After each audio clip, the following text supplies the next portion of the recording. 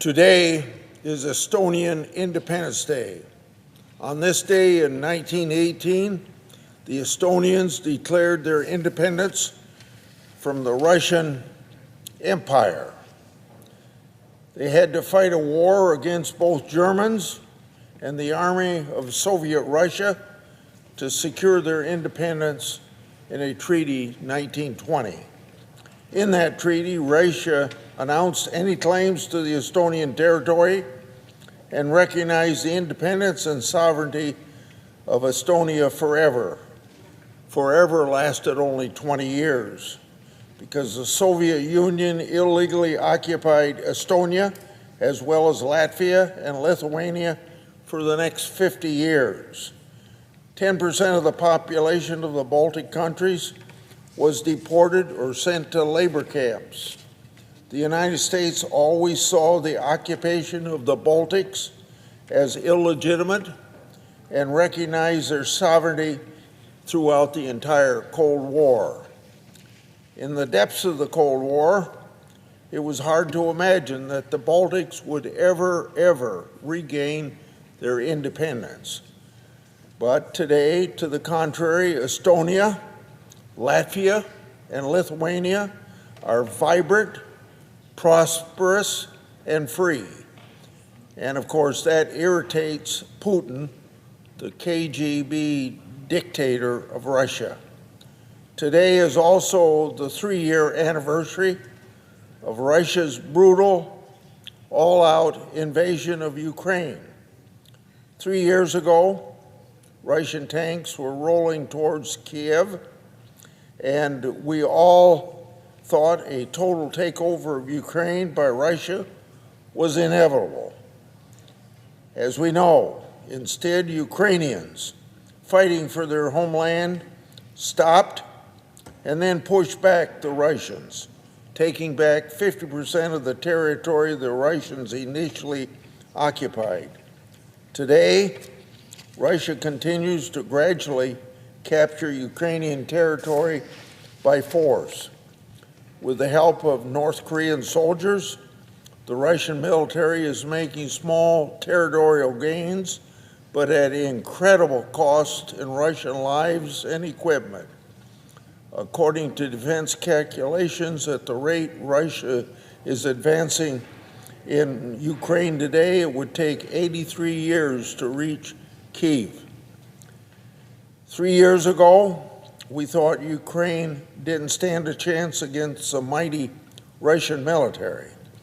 Everyone assumed Russia would conquer all of Ukraine and do it very quickly. 3 years in, the Russian military can't even conquer the territories in the east of Ukraine that Putin claims to have already annexed. In the areas that Russia has occupied, churches have been closed, evangelicals persecuted for their faith, civilians have been tortured, killed, and tossed into mass graves. Children have been kidnapped, at least 20,000, and are being brainwashed to forget who they are and adopt a Russian identity where they now live. The Ukrainian people want peace desperately, and I hope it comes soon. The Ukrainian people want this peace because that's best for them as the entire globe. But just like their Baltic friends before them, Ukrainians will never concede their sovereignty, and they will never give up on their countrymen who are currently under brutal occupation. The question is, what will make KGB Putin give up his imperial dreams of reestablishing the Soviet Empire? As we think about how we end this war in Ukraine, there's a lot going on right now. I don't think we want to forget that Putin has said very definitely over the last 20 years in speeches, he wants to reestablish the Soviet Empire. I think this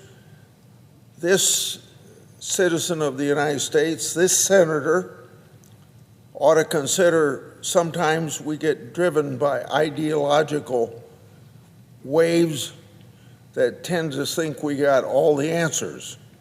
We can remember that there were a lot of conservative Republicans during the 1930s that thought Hitler was on the right track to bring peace to the world.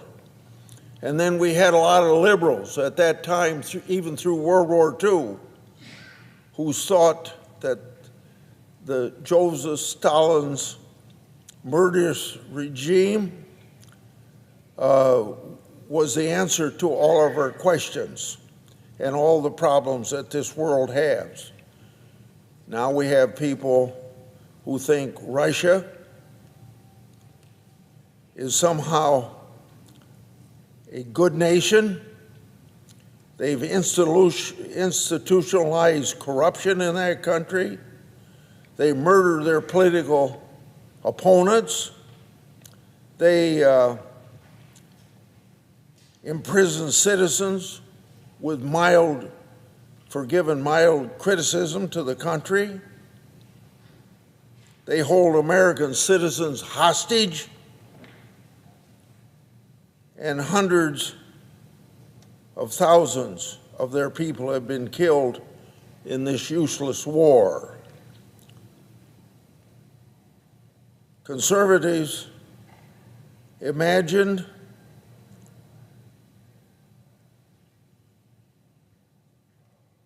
that Russia